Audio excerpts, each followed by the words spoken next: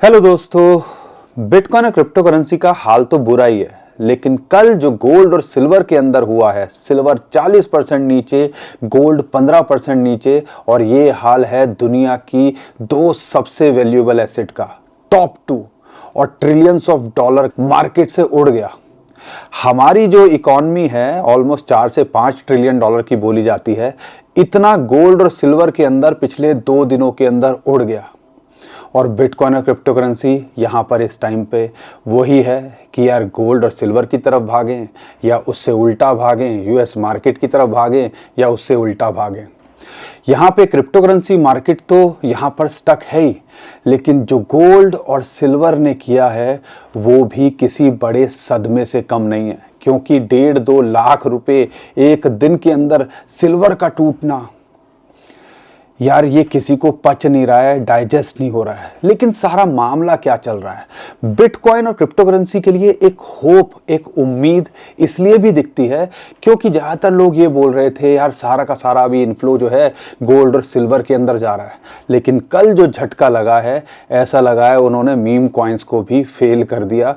Bitcoin और बड़े बड़े कॉइन्स की तो बात छोड़ो, यहाँ पर अगर ओवरऑल देखते हैं कि जो बोला जा रहा था कि सारा का सारा पैसा जो है ना इस टाइम पे गोल्ड और सिल्वर के अंदर जा रहा है, बिटकॉइन और क्रिप्टो करेंसी का, इसलिए वो भाग नहीं रहे हैं। तो उम्मीद करता हूँ कहीं ना कहीं एक इन्फ्लो वापस आता देखने को मिले। लेकिन न्यूज़ ये नहीं है, न्यूज़ यहाँ पर ये है कि फेड के चेयरपर्सन नए जो बनने वाले हैं वो बिटकॉइन और क्रिप्टो करेंसी के लिए प्रो हैं। उनकी स्टेटमेंट तक तो ये है कि भैया 40 और 40 साल से कम के हो तो आपके लिए bitcoin is a new gold. तो ये जो है ऐसी सोच है नए फेड के चेयरपर्सन की, जो कि हैं केविन वॉर्श। अगर यहाँ पर गोल्ड और सिल्वर को देखते हैं तो कहीं ना कहीं अब लगता है कि यार वापस इन्फ्लो आता देखने को मिलेगा। जो पॉजिटिविटी लग रही है, जो मई के अंदर वो फेड के चेयरपर्सन बनेंगे, तो उम्मीद की जा रही है कि यार वो भी बिटकॉइन और गोल्ड के लिए प्रो होंगे। तो आने वाले कुछ दिनों, कुछ महीनों के अंदर ऐसा लगता है कि शायद क्रिप्टो करेंसी के अंदर जान वापस आते देखने को मिले। सारी डिटेल में बात करूंगा। कई लोग हमसे गोल्ड और सिल्वर के लिए भी बोलते हैं क्या करना चाहिए, क्यों क्रैश हुआ है, ये भी बात करूंगा। और बिटकॉइन और क्रिप्टो करेंसी के अंदर अभी चल क्या रहा है, वो क्यों स्टक है, उसके बारे में भी बताने की कोशिश करूंगा। तो दोस्तों बहुत कुछ है आज की वीडियो में आपको बताने और समझाने के लिए। हम तो बने ही हुए हैं, चैनल पे पहली बार आए हो तो सपोर्ट कीजिए, चैनल को हमारे सब्सक्राइब कर लीजिए, वीडियो को लाइक और शेयर करके ज़रूर जाइएगा। यहाँ पर जब फेड ने इंटरेस्ट रेट कट नहीं किया, उसके बाद उम्मीद की जा रही थी कि यार मार्केट जो है उस पर रिएक्ट करेगी। यूएसए की मार्केट परसों 1% से ऊपर टूटी हुई थी, कल भी उसके ऊपर इम्पैक्ट देखने को मिला, और उसी का इम्पैक्ट हमें बिटकॉइन और क्रिप्टो करेंसी में देखने को मिला, जो कि लगभग 80,000 81,000 डॉलर पे बिटकॉइन का प्राइस आ गया था, और ऑल्ट कॉइन्स भी अच्छा खासा टूट गए थे। यहाँ पर उस चीज़ से ऐसा लगता है कि गोल्ड और सिल्वर भी नहीं बचते देखने को मिल रहे हैं। गोल्ड और सिल्वर के अंदर क्या क्रैश है मैं आगे डिटेल में बताऊंगा, लेकिन सभी अभी बात कर लेता हूँ कि यार बिटकॉइन और क्रिप्टो करेंसी के अंदर क्या चल रहा है। कल भी बिटकॉइन के ईटीएफ की तरफ से पहले 5,000 बिटकॉइन परसों सेल किए गए। कल ब्लैक रॉक ने ही 6,000 से ज़्यादा बिटकॉइन सेल करे, यानी कि एक प्रेशर लगातार बना हुआ है। और यहाँ पर इसी वजह से बिटकॉइन जो उम्मीद करी जा रही थी कि रिकवरी करता देखने को मिलेगा, वही हमारे जो सपोर्ट जोन है 83 से 85,000 डॉलर्स के अंदर अभी वो अटका हुआ है। अब यहाँ पर समझने वाली बात है कि क्यों यार आने वाले टाइम के अंदर ये बढ़ता देखने को मिल सकता है, लेकिन राह इतनी आसान नहीं है, क्योंकि यहाँ पे यूएस गवर्नमेंट का पार्शियल शटडाउन अब लगने वाला है और ये अनाउंसमेंट आ चुकी है ऑफिशियली। तो यानी कि आप कह लीजिए यूएसए के अंदर मार्केट थोड़ी वर्टाइल होगी, तो उसका इम्पैक्ट ग्लोबल मार्केट पे और उसका इम्पैक्ट हमारे बिटकॉइन और क्रिप्टो करेंसी पे शॉर्ट टर्म में पड़ता देखने को मिल सकता है। लास्ट टाइम जब हुआ था 1 अक्टूबर को, तो उसके बाद बिटकॉइन ने सीधा 10-15 हज़ार डॉलर का जंप लगाया था एक हफ्ते के अंदर, और यहाँ पर $1.25 के पार पहुंच गया था। क्या ऐसा ही कुछ इमीडिएट होता देखने को मिल सकता है और उसके बाद एक क्रैश होता देखने को मिल सकता है? You never know. लेकिन कहीं ना कहीं जब भी ऐसी चीज़ें होती हैं वो क्रिप्टो करेंसी के लिए या ग्लोबल मार्केट के लिए सही नहीं होती है। तो हमें हर चीज़ के लिए तैयार रहना चाहिए। यहाँ पर शॉर्ट टर्म में क्या लगता है सपोर्ट और रेजिस्टेंस का मैं आगे बता दूंगा, लेकिन उससे पहले जो अभी समझने की बात है वो है फेड के चेयरपर्सन की अनाउंसमेंट, जो कि केविन वॉर्श हैं। और उनकी जो मैंने शुरुआत में बोला था 40 और 40 साल से कम के हो तो आपके पास में बिटकॉइन होना चाहिए, bitcoin is a new gold, ये उनकी स्टेटमेंट थी। हालांकि ये स्टेटमेंट उन्होंने 2021 के अंदर दी थी, लेकिन उससे पता चलता है कि उनका क्या माइंडसेट है बिटकॉइन और क्रिप्टो करेंसी के लिए, वो क्यों प्रो लगते हैं।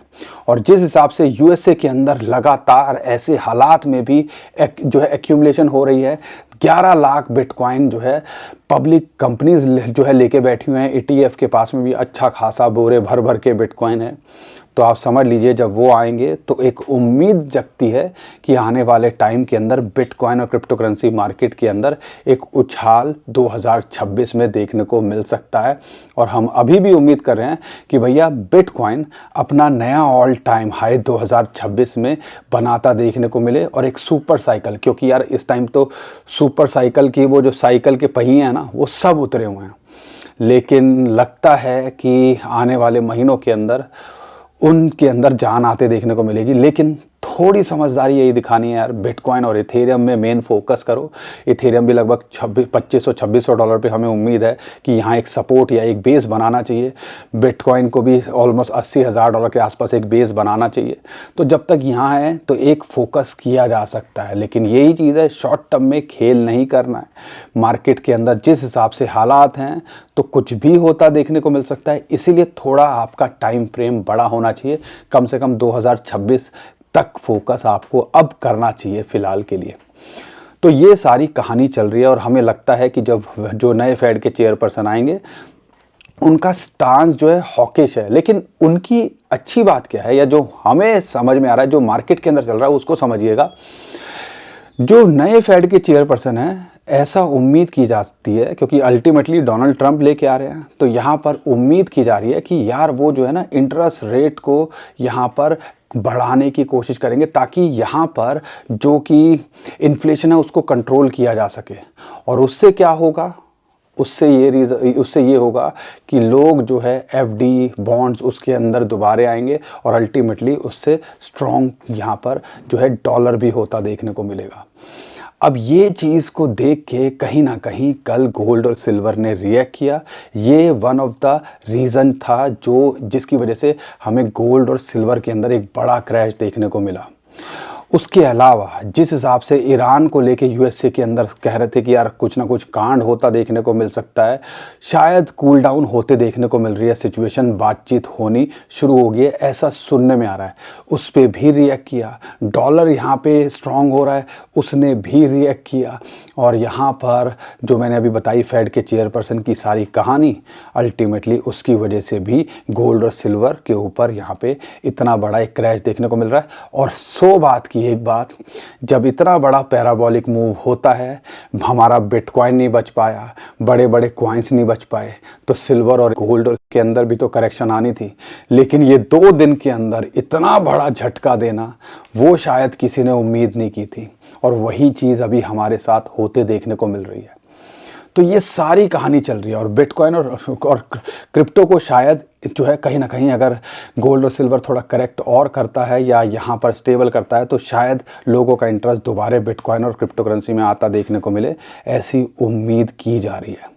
तो ओवरऑल कहानियाँ ये चल रही है। यूएस गवर्नमेंट शटडाउन, यहाँ पर ईरान को लेके टेंशन अभी भी है, कूल डाउन होते देखने को मिल रहा है फिर भी है, लेकिन फेड के चेयरपर्सन को जो है यहाँ पर नई अपॉइंटमेंट, तो ये सारी बातें कहीं ना कहीं हैं जो मार्केट के अंदर एक अनसर्टेनिटी लेके आ रही हैं, और इसी की वजह से बिटकॉइन और क्रिप्टो करेंसी मार्केट भी अभी होल्ड की या एक लूप के अंदर फंसा हुआ है।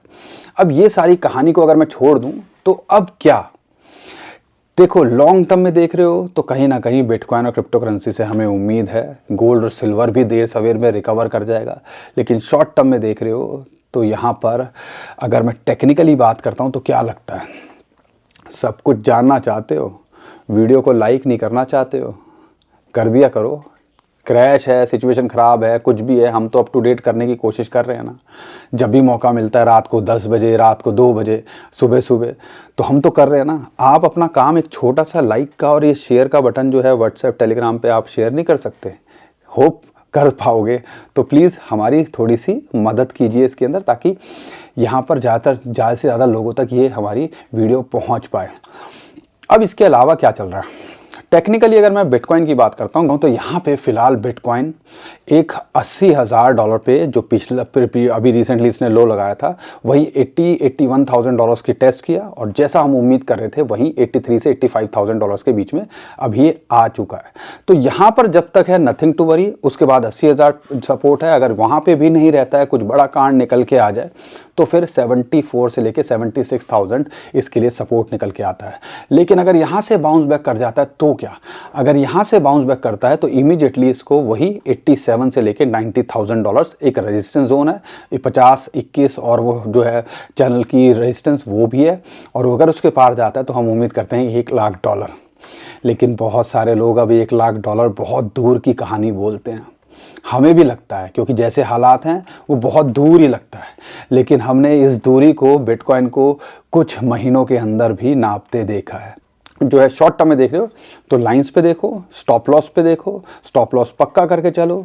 और भैया फ्यूचर ट्रेडिंग तो अवॉइड करो, क्योंकि यहाँ पर 5x 10x वाला भी नहीं बच पाता है। और यही चीज़ हम आपको लगातार बताने की कोशिश करते हैं। अब इसके अलावा क्या? अगर इसके अलावा इथेरियम को देखते हैं, सेम ही चाल पे बिटकॉइन की चल रहा है और बिटकॉइन की तरह ही रिएक्ट कर रहा है। और फिलहाल के लिए अभी $2,400-$2,500 के आसपास को सपोर्ट है। अगर यहाँ से ये बाउंस बैक कर जाता है $2,800-$2,900 या 3,000 के जोन में आ जाता है, तो कहीं ना कहीं एक सेफ जोन है। और वहाँ से बाउंस बैक करके $3,350 से $3,500 का इसका अगला जो है टारगेट हो सकता है। लेकिन बिटकॉइन अगर गिरेगा तो इथेरियम या ऑल्ट कॉइन्स का तो पता ही है, और बिटकॉइन की डोमिनेंस दोबारा बढ़ रही है। कहीं ना कहीं अब ऑल्ट कॉइन्स टूट नहीं रहे हैं, तो यानी कि वहाँ से ग्रो भी नहीं कर पा रहे हैं, क्योंकि 81 से सीधा $84,000-$85,000 बिटकॉइन का प्राइस आ गया। लेकिन ज़्यादातर जो ऑल्ट कॉइन्स हैं वो वहीं स्टक हैं। तो हमने थोड़ी समझदारी दिखानी है।